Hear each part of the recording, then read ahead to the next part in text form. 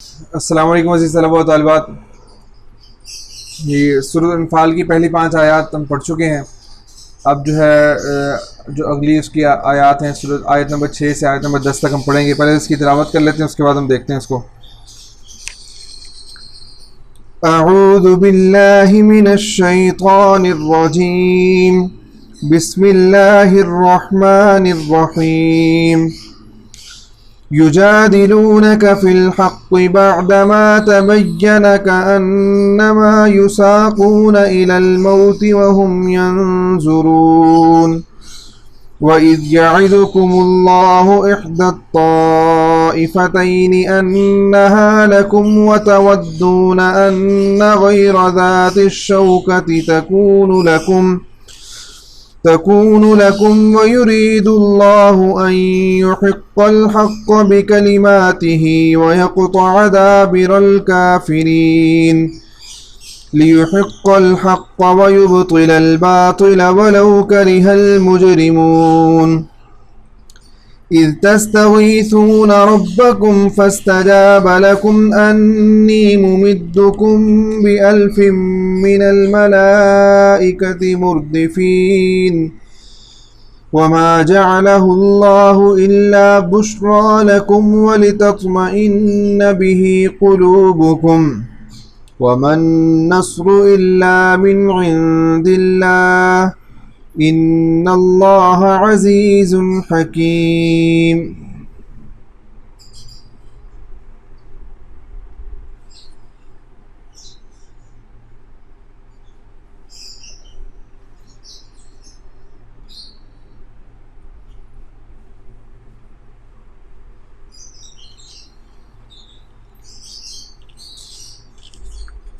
یہ فرمایا اس پر کہ یجادلونک فی الحق بعد ما تبین، یجادلونک یہ آپ سے جھگڑا کر رہے تھے، فی الحق حق میں، بعد ما تبین بعد اس کے کہ حق ظاہر ہو گیا، کأنما یساقون الی الموت وهم ینظرون گویا کہ ان کو دھکیلا جا رہا ہے موت کی طرف، وهم ینظرون اور یہ اپنی آنکھوں سے کھلی آنکھوں سے اس کو دیکھ رہے ہیں۔ یہ جب جو ہے اس سے پچھلی آیت کے اندر وَإِنَّ فَرِيقًا مِّنَ الْمُؤْمِنِينَ لَكَارِهُونَ کہ مومنین میں سے ایک جماعت جو ہے اس کو ناپسند سمجھ رہی تھی۔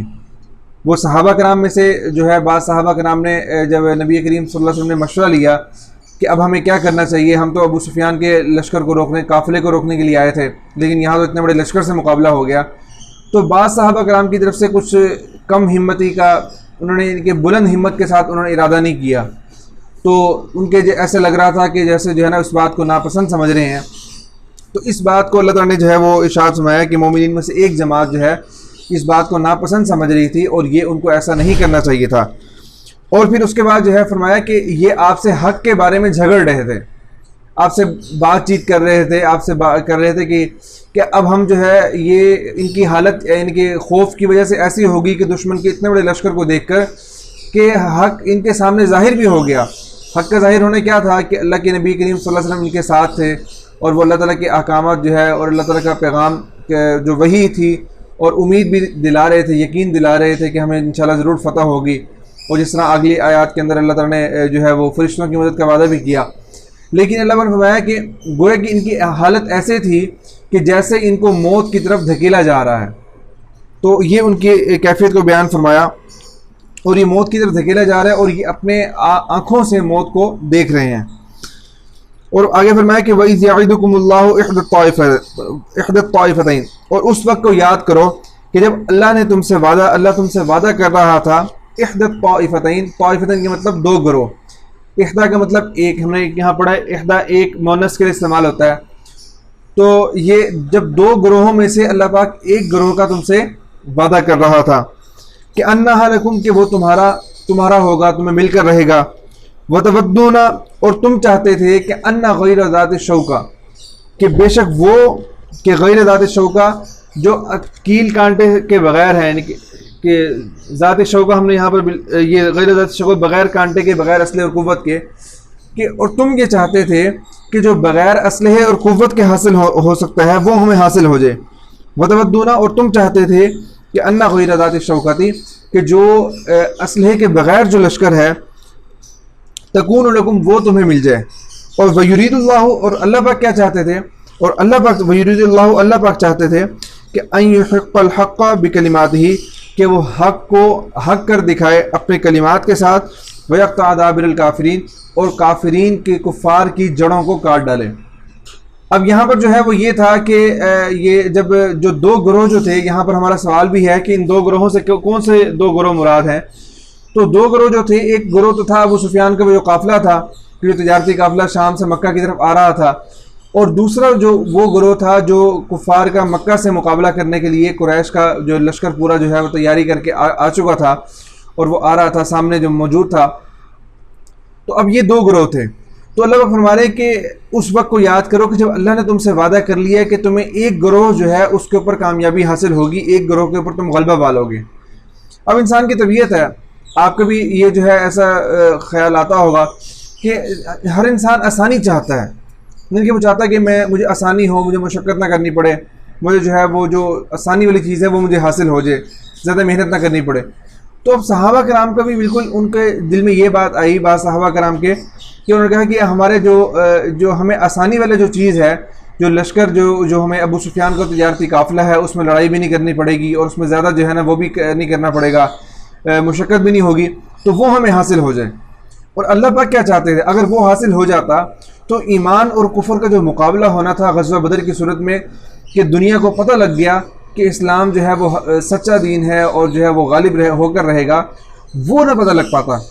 تو وہ اللہ فرما رہے ہیں کہ تم یہ چاہتے تھے کہ تمہیں جو بغیر اسلحے کے جو لشکر ہے وہ مل جائے, قافلہ جو ہے وہ جماعت جو ہے وہ تمہیں مل جائے, اور اللہ پاک یہ چاہتے تھے کہ آج حق اور باطل کا فیصلہ ہو جائے.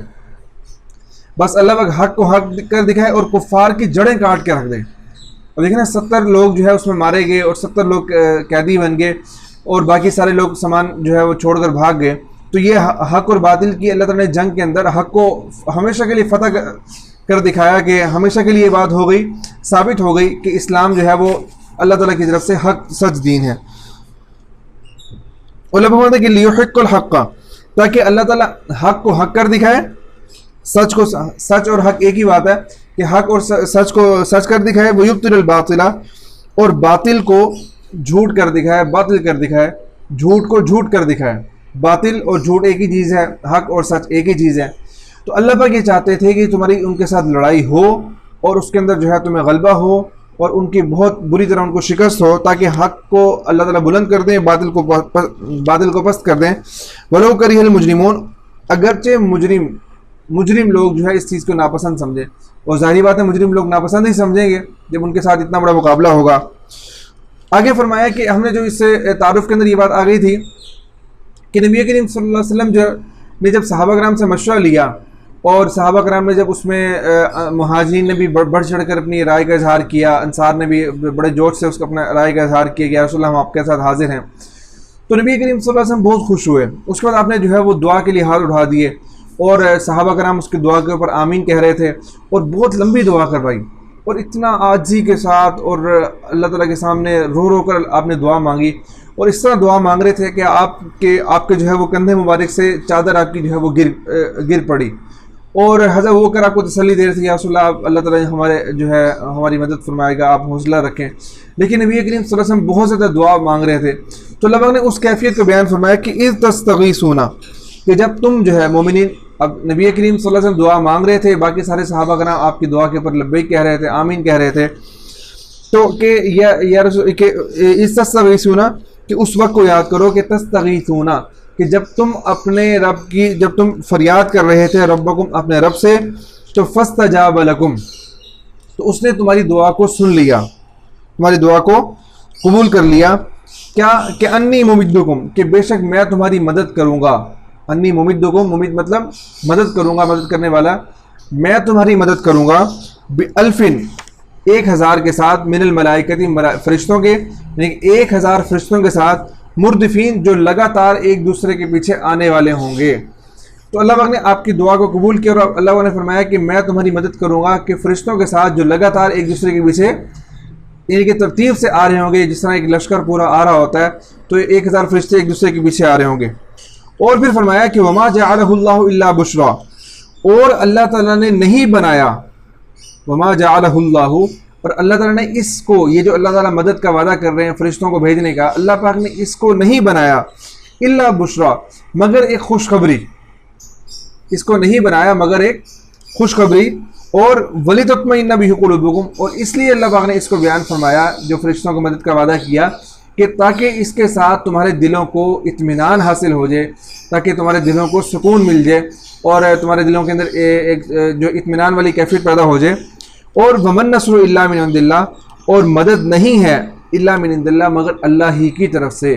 کہ صرف اور صرف مدد وہ اللہ کی طرف سے ہے۔ ان اللہ عزیز الحکیم، بے شک اللہ تعالیٰ غالب حکمت والا ہے۔ اب دیکھیں اللہ تعالیٰ نے پہلے اس میں جو ہے وہ